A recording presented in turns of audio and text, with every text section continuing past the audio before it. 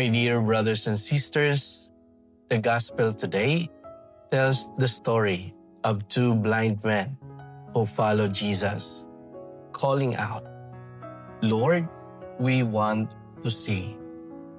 And their words are something we can all relate to.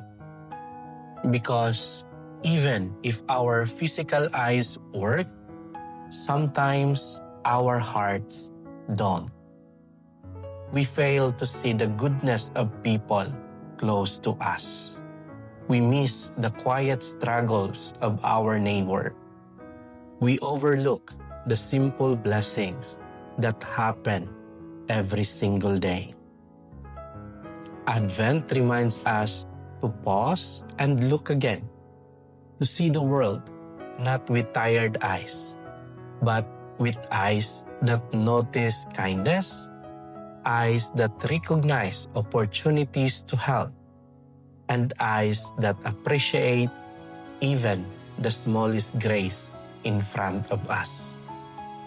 As Christmas gets closer, maybe the gift we truly need is not something we can hold in our hands, but a clearer way of seeing life, seeing others, and seeing the presence of God in our ordinary days.